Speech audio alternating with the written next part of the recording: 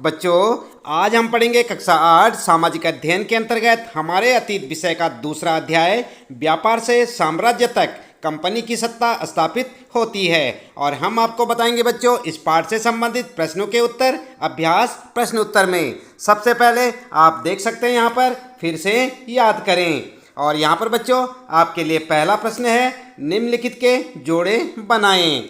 देख सकते हैं आप, एक तरफ यहाँ पर लिखा है दीवानी, शेरे मैसूर, फौजदारी अदालत, रानी चेन्नम्मा, सिपाही और वारेन हेस्टिंग्स।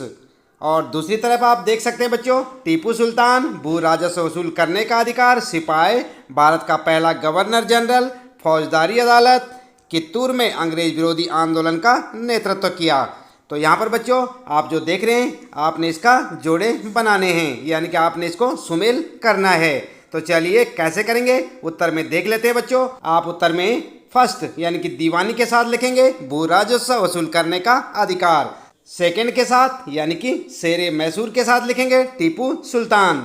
और थर्ड में फौजदारी अदालत के साथ मिलाएंगे आप फौजदारी अदालत। के बाद रानी चेन्नम्मा के साथ लिखेंगे कित्तूर में अंग्रेज विरोधी आंदोलन का नेतृत्व किया। ठीक है। और आगे फिर आपके लिए सिपाही के साथ मिलाएंगे सिपाही, और वारेन हेस्टिंग्स के साथ मिलाएंगे भारत का पहला गवर्नर जनरल। ठीक है बच्चों, इस प्रकार से आप इनका मिलान कर सकते हैं और आपके प्रश्न का उत्तर हो जाएगा। इसके बाद बच्चों दूसरा प्रश्न शुरू होता है यहाँ पर आपका। यहाँ पर है रिक्त स्थान भरें, और आपके लिए कह है बंगाल पर अंग्रेजों की जीत। और यहाँ पर आपको लिखना है कि जंग से शुरू हुई थी। तो किसकी जंग से? प्लासी की जंग से शुरू हुई थी। ठीक है, तो यहाँ पर क्या लिखेंगे आप? प्लासी। ठीक है बच्चों। इसके बाद दूसरा आपके लिए हैदर अली और टीपू सुल्तान, और यहाँ पर आपको रिक्त स्थान भरना है। इसके बाद है के शासक थे। तो किसके शासक थे? उत्तर में आप लिख सकते हैं बच्चों मैसूर, यानी कि यहाँ पर आपको लिखना होगा मैसूर। आई बात समझ में? और इसके बाद तीसरा यहाँ पर आपके लिए गए डलहौजी ने का सिद्धांत लागू किया। कौन सा सिद्धांत? तो यहाँ पर लिखेंगे विलय। ठीक है, क्या लिखेंगे? विलय। आप देख रहे हैं यहाँ पर उत्तर में विलय का सिद्धांत लागू किया। इसके बाद बच्चों फिर आपके लिए गए है मराठा रियासतें मुख्य रूप से भारत के, और यहाँ पर आपको भरना है भाग में स्थित थी। तो क्या भरना है यहाँ पर? यहाँ पर आप लिख सकते हैं बच्चों मध्य तथा पश्चिमी। कहाँ पर लिखेंगे? यहाँ पर मध्य। ठीक है, मध्य तथा पश्चिमी। तो आपका उत्तर हो जाएगा। आगे बच्चों यहाँ पर देख लेते हैं तीसरा प्रश्न आपके लिए, सही और गलत बताएं। और क्या है आपके लिए मुगल साम्राज्य 18वीं सदी में मजबूत होता गया। तो ये सही है या गलत आपको बताना है। उत्तर में आप लिखेंगे गलत। ठीक है बच्चों, क्या लिखेंगे? गलत। इसके बाद ख है आपके लिए English east India company Bharat के साथ व्यापार करने वाली एकमात्र यूरोपीय कंपनी थी। सही है या गलत है बच्चों? उत्तर क्या लिखेंगे? गलत। ठीक है। इसके बाद महाराजा रणजीत सिंह पंजाब के राजा थे या नहीं? सही है या गलत? आप लिखेंगे सही। ठीक है बच्चों। इसके बाद अगला आपके लिए है अंग्रेजों ने अपने कब्जे वाले इलाकों में कोई शासकीय बदलाव नहीं किए। सही है या गलत है बच्चों? उत्तर होगा गलत। आई बात समझ में? इस प्रकार से आप अपने इस तीसरे प्रश्न का उत्तर लिख सकते हैं बच्चों, साथ साथ याद भी करते रहें। इसके बाद आपके लिए आइए विचार करें। और यहाँ पर आपके लिए चौथा प्रश्न है बच्चों, यूरोपीय व्यापारिक कंपनियां भारत की तरफ क्यों आकर्षित हो रही थी। तो आप जानते हैं क्यों आकर्षित हो रही थी। उत्तर में आप लिख सकते हैं बच्चों यूरोपीय व्यापारिक कंपनियों के भारत की तरफ आकर्षित होने के निम्नलिखित कारण थे। ठीक है, और क्या क्या कारण थे पॉइंट बनाकर लिखेंगे।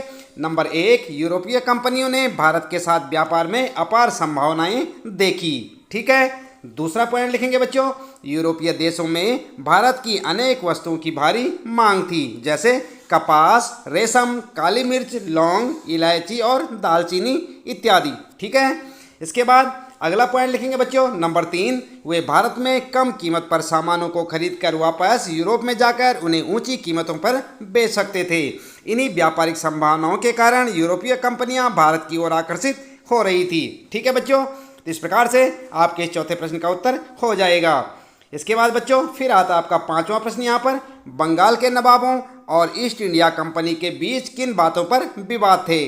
तो जानते हैं आप किन बातों पर विवाद थे? आपने पाठ तो पढ़ लिया होगा बच्चों। चलिए उत्तर में देख लेते हैं। उत्तर लिखेंगे बंगाल के नवाबों और कंपनी के बीच विवाद के कारण, और हेडिंग डालकर लिखेंगे बच्चों नंबर 1, नवाबों ने कंपनी को छूट देने से मना कर दिया था। ठीक है। दूसरा पॉइंट लिखेंगे बच्चों, नवाबों ने कंपनी को व्यापारिक अधिकार देने के लिए बहुत अधिक धनराशि की मांग की। आई बात समझ में। इसके बाद तीसरा पॉइंट लिखेंगे बच्चों, नवाबों ने कंपनी को सिक्का डालने का अधिकार देने से भी मना कर दिया। अगला पॉइंट लिखेंगे चौथा, नवाबों ने कंपनी पर टैक्स यानी कि कर अदा नहीं करने के साथ साथ अपमानजनक पत्र लिखने का आरोप लगाया। ठीक है बच्चों। इसके बाद अगला पॉइंट लिखेंगे पांचवा, कंपनी ने भी नवाबों पर निम्नलिखित आरोप लगाए। क्या लगाए थे कि नवाबों के स्थानीय अधिकारी कंपनी के व्यापार को नष्ट कर रहे हैं, कंपनी को अधिक टैक्स देना पड़ रहा है, कंपनी को किलाबंदी के विस्तार व पुनर्निर्माण की अनुमति नहीं दी जा रही है। ठीक है। तो इस प्रकार से आप अपने इस प्रश्न का उत्तर लिख सकते हैं बच्चों। फिर आता आपका छठा प्रश्न है, दीवानी मिलने से ईस्ट इंडिया कंपनी को किस तरह फायदा पहुंचा। तो जानते हैं आप किस तरह फायदा पहुंचा। उत्तर में आप लिख सकते हैं बच्चों, दीवानी मिलने से कंपनी को फायदा, और हेडिंग डालकर लिखेंगे और पॉइंट बनाकर लिखेंगे। नंबर 1, दीवानी मिलने के कारण कंपनी को बंगाल के विशाल राजस्व संसाधनों पर नियंत्रण मिल गया। ठीक है बच्चों। दूसरा पॉइंट लिखेंगे, कंपनी भारत से ज़्यादातर वस्तुएं ब्रिटेन से लाए गए सोने चांदी के बदले खरीदती थी, लेकिन अब उसे ब्रिटेन से सोना चांदी लाने की आवश्यकता ही नहीं रही। तीसरा पॉइंट लिखेंगे बच्चों, अब कंपनी भारत से होने वाले लाभ से अपने खर्च चला सकती थी, जैसे सूती रेशमी कपड़ा खरीदना, अपनी सेना के खर्चे की पूर्ति करना और कलकत्ता में किले और दफ्तरों के निर्माण का खर्चा उठाना इत्यादि। आई बात समझ में। इस प्रकार से आप अपने छठे प्रश्न का उत्तर लिख सकते हैं बच्चों। फिर आता आपका सातवां प्रश्न है, east India company Tipu Sultan को खतरा क्यों मानती थी। जानते हैं आप टीपू सुल्तान के बारे में? नहीं जानते? चलिए यहाँ पर उत्तर में देख लेते हैं। टीपू सुल्तान को कंपनी द्वारा खतरा मानने के कारण, और हेडिंग डालकर लिखेंगे बच्चों। नंबर 1, मालाबार तट पर होने वाला व्यापार मैसूर रियासत के नियंत्रण में था, जहां से कंपनी काली मिर्च और इलायची खरीदती थी। टीपू सुल्तान ने अपनी रियासत के बंदरगाहों से होने वाले निर्यात पर रोक लगा दी। ठीक है। दूसरा पॉइंट लिखेंगे, टीपू सुल्तान ने स्थानीय सौदागरों को भी कंपनी के साथ व्यापार करने से रोक दिया। अगला पॉइंट लिखेंगे बच्चों तीसरा, टीपू सुल्तान ने भारत में रहने वाले फ्रांसीसी व्यापारियों से घनिष्ठ संबंध स्थापित किए और उनकी मदद से अपनी सेना का आधुनिकीकरण किया। ठीक है बच्चों। इस प्रकार से आप अपने सातवें प्रश्न का उत्तर लिख सकते हैं। इसके बाद आइए देखते हैं आठवां प्रश्न है यहाँ पर, सब्सिडियरी अलायंस यानी कि सहायक संधि व्यवस्था की व्याख्या करें। तो उत्तर में आप किस प्रकार से व्याख्या करेंगे बच्चों? उत्तर आप लिख सकते हैं सहायक संधि का अर्थ, और फिर लिखेंगे गवर्नर जनरल लॉर्ड बेलेली ने भारत में कंपनी के शासन के विस्तार के उद्देश्य से सहायक संधि को अपनाया था। इसे सहायक संधि इसलिए कहा गया कि जो भी भारतीय शासक इस संधि की शर्तों को मानने के लिए तैयार हो जाता था, कंपनी उसकी सुरक्षा में पूर्ण सहयोग करने का वायदा करती थी। ठीक है।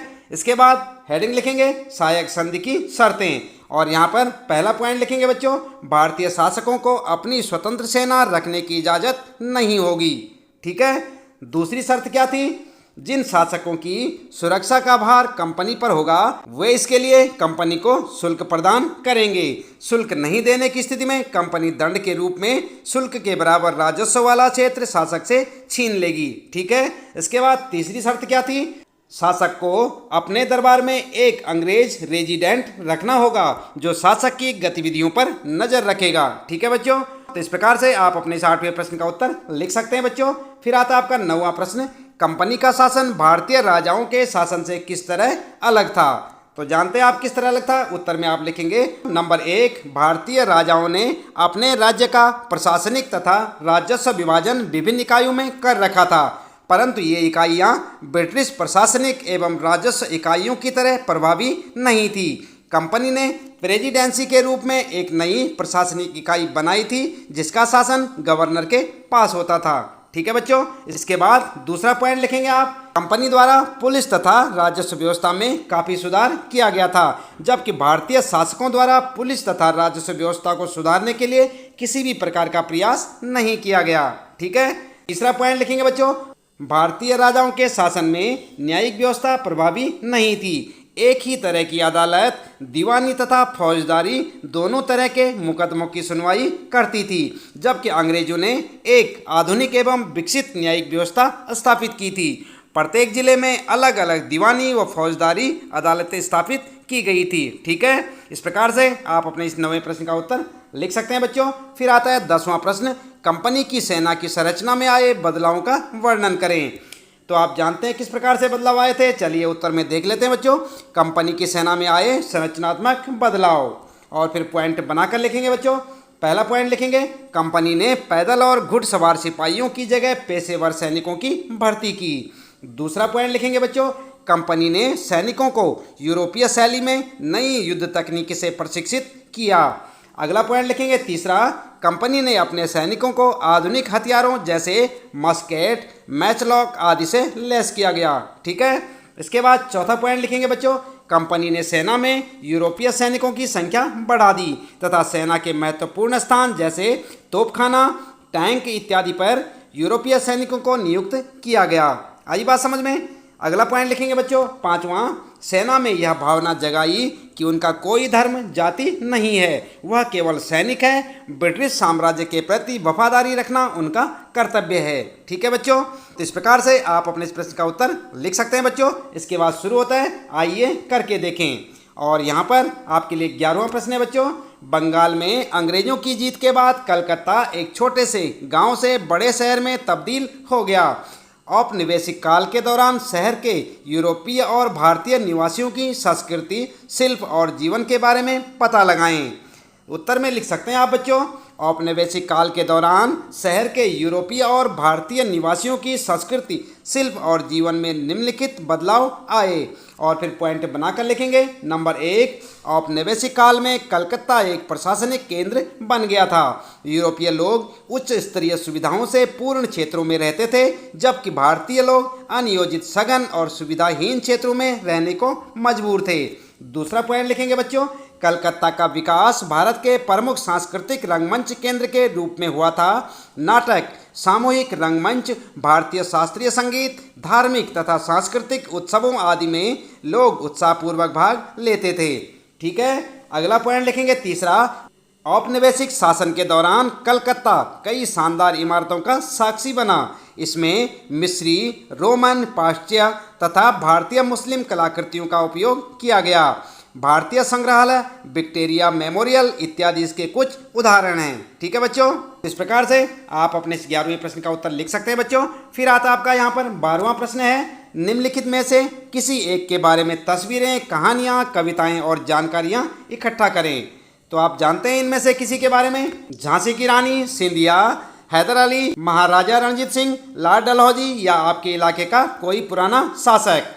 तो आप जानते हैं इनमें से किसी के बारे में। चलिए उत्तर में आप इस प्रकार से लिख सकते हैं बच्चों, महाराजा रणजीत सिंह। इनके बारे में आप थोड़ी जानकारी यहाँ से लिख सकते हैं।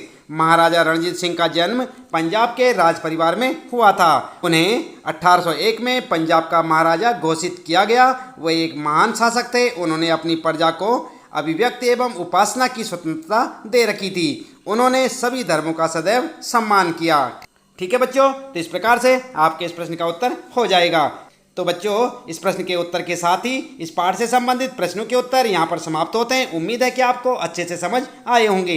इसी प्रकार लगातार कक्षा 8 सामाजिक अध्ययन के अंतर्गत सभी विषयों के सभी पाठों के प्रश्न उत्तर जानने के लिए आप लगातार जुड़े रहे हमारे साथ। और यदि आप चैनल में पहली बार आए हैं तो चैनल को सब्सक्राइब अवश्य कर दें, बेल आइकन भी दबा दें बच्चों, ताकि आपको आने वाली प्रत्येक पाठ की वीडियो की नोटिफिकेशन मिलती रहे। मिलते हैं फिर अगली वीडियो में नए पाठ के कुछ नए प्रश्न उत्तरों के साथ।